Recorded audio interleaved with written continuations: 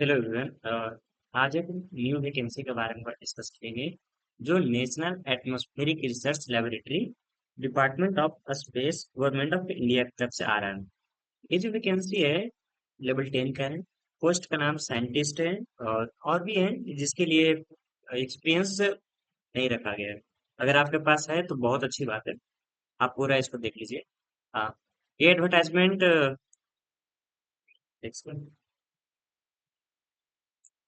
Okay. हाँ, ये जो एडवर्टाइजमेंट आ रहा है ये हमारे डिपार्टमेंट ऑफ स्पेस की तरफ से आया है, जिसका जो यूनिट है स्पेस का, जिसका नाम है नेशनल एटमॉस्फेरिक रिसर्च लेबोरेटरी। ठीक है, इसकी तरफ से आ रहा है। ये जो NARL इसको शॉर्ट में बोलते हैं। ठीक है, रिसर्च होता है, बहुत अच्छा यूनिट है। इसमें टू वैकेंसी है इस एडवर्टाइजमेंट में। पहला वैकेंसी जो है साइंटिस्ट या इंजीनियर PhD के नाम से। ओके, जिसका लेवल है जो 11 का है। और गवर्नमेंट सेंट्रल पे कमीशन के अकॉर्डिंग, सेवेंथ सेंट्रल पे कमीशन के अकॉर्डिंग जो जो पैसा मिलता है, जो जो अलाउंस मिलता है, वो सारी चीजें मिलेंगे। इसमें जो क्वालिफिकेशन है PhD होना चाहिए फिजिक्स में या एटमॉस्फेरिक साइंस में या मेट्रोलॉजी या अर्थ साइंस या इन्वायरमेंटल साइंस, और भी कोई इक्विवेलेंट रिकॉग्नाइज यूनिवर्सिटी या इंस्टीट्यूट से 60% हिसाब से कर लागे। ओके, डिजायरेबल क्या है? इसेंशियल नहीं, डिजायरेबल मतलब कि आपके पास है तो सही है, ज्यादा वेटेज दिया जाएगा, अगर नहीं है तो नो प्रॉब्लम। एक्सपर्टाइज होना चाहिए air quality observations and modelling या क्लाइमेट मॉडलिंग या पैरल प्रोग्रामिंग या हाई परफॉर्मेंस कंप्यूटिंग, इसमें एक्सपर्टाइजेशन होना चाहिए। या इसके अलावा PhD आपका एक हो गया डिग्री। PhD के अलावा आपके पास MSc है या MS इन फिजिकल साइंस है या एटमॉस्फेरिक साइंस में मेट्रोलॉजी या earth science environmental science in first class with an aggregate of 60% score के साथ है, तो आप पोस्ट नंबर 1 साइंटिस्ट की पोस्ट पे एलिजिबल है, जिसका बेसिक पे 67,700 रुपया है, लेवल 11 का जॉब। दूसरा जो पोस्ट है हमारा, वो है हमारा साइंटिस्ट इंजीनियर SC। ओके, इसमें जो मिनिमम क्वालिफिकेशन है वो ME या MTech in RF microwave communication system engineering in first class with aggregate of minimum 60% marks होनी चाहिए। एक्सपर्टाइज की बात करें, यानी कि डिजायरेबल एक्सपीरियंस, आपका रडार सिस्टम में एक्सपीरियंस होना चाहिए। अगर है तो अच्छा है, अगर नहीं है तो आप एलिजिबल हैं, फॉर्म भर सकते हैं, इसका वेटेज दिया जाएगा। ओके, बेसिक पे का बात करें तो 56,100 है, जो लेवल 10 के अंदर आता है, और 7th पे कमीशन के अकॉर्डिंग जो भी अलाउंस होते हैं वो सारी चीजें मिलेंगी। एज लिमिट का बात करें तो पोस्ट 1 के लिए 35 साल मैक्सिमम एज रखा गया है, और पोस्ट 2 के लिए 30 ईयर्स रखा गया है।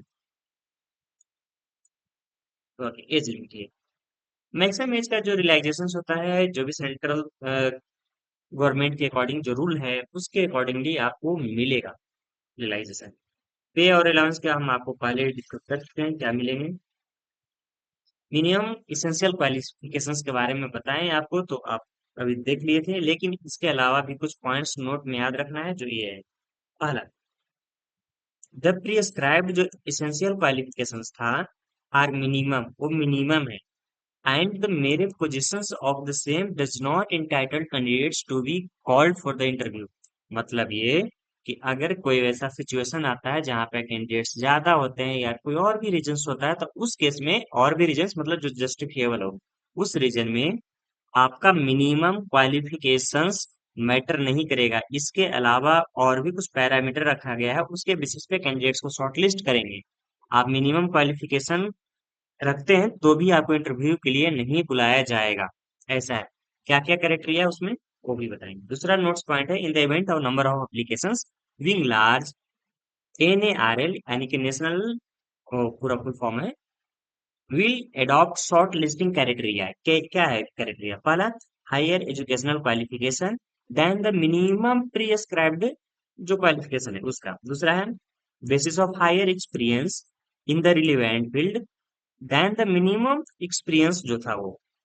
तीसरा है by counting experience after acquisition of essential qualifications, number of applications. ये सब क्राइटेरिया है, इसके बेसिस पे NARL शॉर्टलिस्ट करेगा कैंडिडेट्स को और उसको उनको इंटरव्यू के लिए बुलाएंगे। आई होप आप इसको समझ गए हो। नेक्स्ट पॉइंट्स ये है, मेरा कर सकता आप यार। हाँ, इधर है। कैंडिडेट्स विद जीपीए ग्रेड है जो भी उनका सर्टिफिकेट्स में है उसको कन्वर्ट करना है परसेंटेज में। ओके। नेक्स्ट, अगर आप कहीं काम कर रहे हैं पीएसयू में, सेंट्रल गवर्नमेंट में या कोई और भी ऑटोनोमस बॉडी में, तो आपको एनओसी सर्टिफिकेट प्रोड्यूस करना है। अगर आप एस सी एस टी और ओबीसी या पीडब्ल्यू डी एस वगैरह वगैरह जो भी है, इनके इनके रेफरेंस में आपको रिलैक्सेशंस लेना है। आपका लगता है कि इसके लिए रिजर्वेशंस लेना है, तो आपको उसका सर्टिफिकेट सबमिट करना है। नेक्स्ट आता है कि लास्ट कोई भी क्वालिफिकेशंस हो, एक्सपीरियंस हो, अगर आपका documents S C S T OBC और ये सब सर्टिफिकेट ईडब्ल्यू सर्टिफिकेट ये सब है, तो आपका जो क्राइटेरिया होगा 24 अप्रैल, सॉरी 27 अप्रैल से पहले का होना चाहिए सभी रिस्पेक्टिव। दूसरा, एप्लीकेशंस का लास्ट स्टार्टिंग डेट आपका 28 मार्च से स्टार्ट होगा 10 बजे से, और 27 अप्रैल रात को 11 बजे खत्म हो जाएगा। तो विद इन दिस डेट आप फॉर्म फिल कर सकते हैं। फॉर्म फिल करने का तरीका ऑनलाइन है, जिसका वेबसाइट NARLGOV.in है। इस वेबसाइट पे जाके आप फॉर्म फिल कर सकते हैं। Okay, thank you everyone. इस वीडियो में इतना ही। अगर आप एलिजिबल हैं तो एटलीस्ट फॉर्म जरूर भरें। फॉर्म भरना अच्छा रहेगा। इंटरव्यू के लिए कॉल हो या ना हो वो देखा जाएगा, लेकिन एटलीस्ट एक बार फॉर्म भरिए, क्योंकि डिपार्टमेंट ऑफ स्पेस को आप जैसे होनहार लोगों की जरूरत है। Okay, thank you everyone.